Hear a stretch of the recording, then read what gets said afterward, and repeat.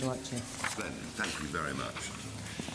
Well, Mr. Returning Officer, all here at tendering, and I have to say, fellow candidates, it's been a well-run, well-fought and remarkably clean election battle. I think we'd all agree on that, and thank you for your services.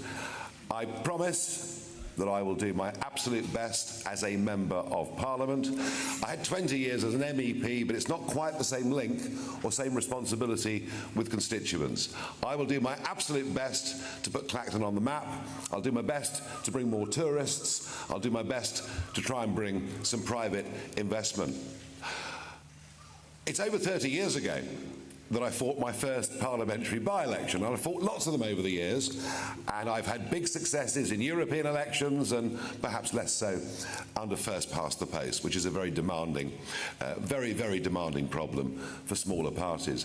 I will say this, it's 4 weeks and 3 days since I decided to come out of retirement and throw my hat in the ring.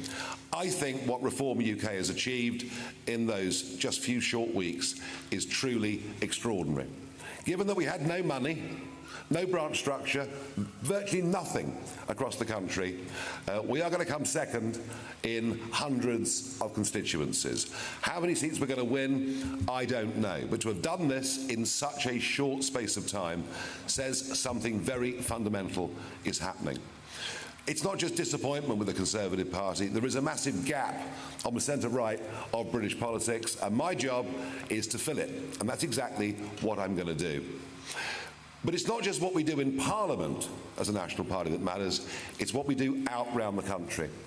Getting 5,000 people in that room in Birmingham last week, the energy, the optimism, the enthusiasm, the belief that Westminster is just completely out of touch with ordinary people says to me that my plan is to build a mass national movement over the course of the next few years and hopefully be big enough to challenge the general election properly in 2029.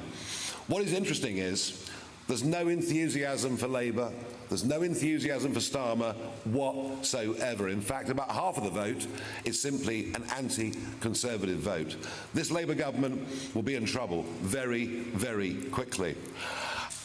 We will now be targeting Labour votes. We're coming for Labour, be in no doubt about that. I want to thank the team that have helped me do this over the last few weeks, my fellow candidates for behaving as impeccably as they have. Believe me, folks, this is just the first step of something that is going to stun all of you. Thank you very much. Nigel Farage.